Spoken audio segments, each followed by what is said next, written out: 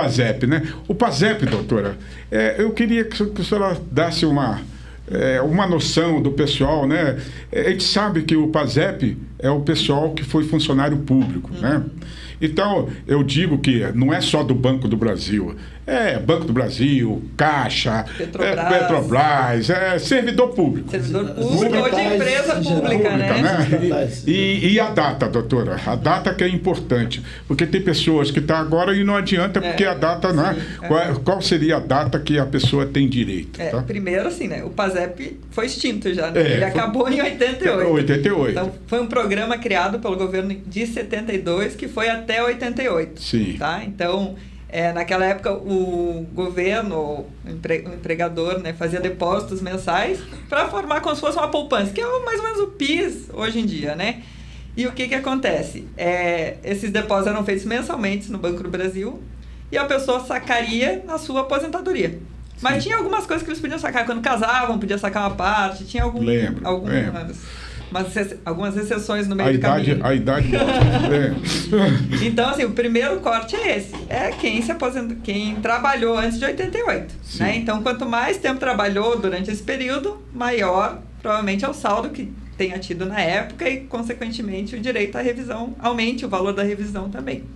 Então, mas isso era uma coisa que estava adormecida, ninguém falava, né? Até tinha uma certa discussão nos últimos anos aí, mas mais no âmbito dos servidores públicos, né? Ninguém falava de Banco do Brasil, os aposentados Petrobras, ninguém falava nada disso. E daí, em 2023, a STJ julgou um recurso repetitivo, que foi o 1150, né? Em setembro, se eu não me engano, porque tinha algumas ações na justiça no Brasil, aí cada um definia de alguma forma, né? Então, cada juiz entendia questão de prescrição, de mérito, quem era o réu, que tinha essa discussão, né? Discussão. Se chamava o Banco do Brasil, ou se chamava a prefeitura que a pessoa trabalhou, né? Ou a União Federal. Então, a STJ tinha parado as ações já que tinha sobre o tema e falou, vamos decidir aqui essas questões, porque tá uma bagunça, né? Sim. E prescrição também, né? Que era uma grande discussão, porque o programa foi extinto em 88. Então, a primeira tecla que se bate na justiça é a prescrição, E né? como é que está essa prescrição, doutora? Até explica para o pessoal, porque é muito importante. Tá? E controverso, né? Então, assim, só para terminar, o STJ ali, em 2023, ele julgou o repetitivo dele e falou assim, então tá bom, primeira coisa, quem responde por qualquer discussão sobre saldo, correção, é o Banco do Brasil. Banco do Brasil, não Fundo de Pensão. Banco do Brasil. Porque os depósitos eram feitos lá, né? Então, primeira coisa, Banco do Brasil responde. E isso muda uma coisa importante, porque o que acontece? Quem trabalhava no Serviço Público Federal, por exemplo, as ações corriam na Justiça Federal, porque chamava a União. Então, quando você está falando que o Banco do Brasil é o responsável, já cai para a Justiça Estadual automaticamente esse processo. Então, o primeiro passo foi esse, né? E daí, o segundo passo, e a prescrição, né? Então, assim, tinha uma discussão de 5, 10 anos, da data do último depósito, da data do saque, ou da data de quando, né? O STJ falou, olha, a prescrição é de 10 anos da data que a pessoa toma conhecimento da lesão. E daí começa a interpretação de todos os lados também, né? Nós, do nosso escritório, desde o começo, quando a gente levou a tese e definiu a tese e levou para as associações e para os aposentados, a gente defende que é da data da entrega do extrato microfilmado. Porque, de fato, Francisco, como é que é a prática? É igual o PIS, né? Você se aposenta, vai lá no banco, tem alguma coisa? Ah, tem. Então assina aqui e pega. E o pessoal sabe, levantou 2 mil, 3 mil, 5 mil, quando era muito, né? Ninguém questiona. Tá bom, tá aqui, nem lembrava desse dinheiro, põe na minha conta e tá tudo certo. Então, a gente defende desde o início que é da data da entrega do extrato. Então, hoje, as pessoas, o primeiro passo, quando o cliente fala, será que eu tenho alguma coisa? Vai no banco e pede o extrato. Ano passado, a retrasada estava bem difícil, o banco estava demorando, agora já está rapidinho, né? Então, uns 10 dias já está entregue o extrato, né?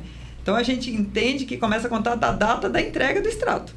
Então, teoricamente, não tem prescrição para ninguém, né? Já tivemos algumas decisões nesse sentido, né? Mas não é, assim, uma coisa que está 100% batida, né? Não se crava. Mas, assim, a intenção do STJ muito provavelmente seja essa. Porque não dá para falar, quando você saca, você não tem conhecimento. Sim. Você não puxa o histórico, você não faz uma análise, né? Então, a gente defende, já temos decisões aqui em São Paulo, no Paraná, em algumas outras regiões, defendendo já, decidindo com a data da entrega do extrato. Sabe, doutora, todo mundo pergunta, sabe o quê? Valor. Como eu estou aqui entrevistando vocês, né? A pessoa... Tenho certeza, se tivesse aqui, olhando aqui, eu ia perguntar valor.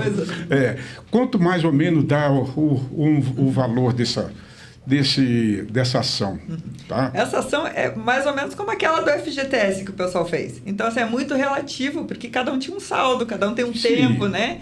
Mas, assim... Em média, né? É importante, Francisco, assim, porque tem várias discussões de mérito sobre a ação. Então, tem advogados pedindo coisas muito diferentes, né? O nosso escritório, o que a gente pede? A gente pede a correção correta dos valores até o saque, porque né, não planos, é só no período, né? Tem uns planos aí. E a gente ainda pede a inclusão dos expurgos inflacionários, que é o que incrementa a ação. Sim. Né? A gente fez alguns estudos no escritório antes de fazer as ações até, né? Que dava uma média de 60, 70 mil para quem tinha o período cheio. Tá? Então... Assim, a gente pensa assim, na média de uns 30, vamos, né, fazer uma base que a gente prefere jogar para baixo e lá na frente ter um resultado melhor. Mas assim, isso é outra coisa, a gente não faz o cálculo agora. Sim. Né? Daí por uma estratégia do escritório mesmo. Primeiro que é um cálculo complexo, não é um cálculo simples de se fazer. E é melhor na liquidação, né? E a gente também não quer elevar o valor da causa, né? Sim. Então a gente deixa para fazer o cálculo de fato na execução, com o título executivo direitinho, aí você faz tudo certinho. Isso aí, doutora. Tá bom. Obrigado. Então vamos lá, né? Então do PIS já... PASEP. Mas sabe por quê? Agora virou, a gente fala PIS, PASEP. Mas antes, quando eu entrei no banco, era só PASEP.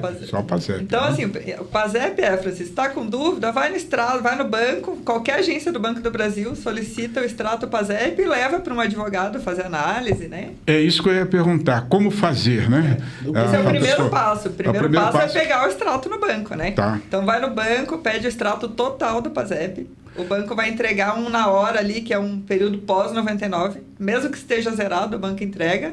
E vai entregar um protocolo para a pessoa pegar o microfilmado, porque os anteriores são microfilmados, né? E daí, hoje, está na base de uns 10 dias para o banco entregar. E daí está com o documento em mãos, né? Procura um advogado da confiança, né? Para fazer a análise e ver a viabilidade jurídica, né? Sim.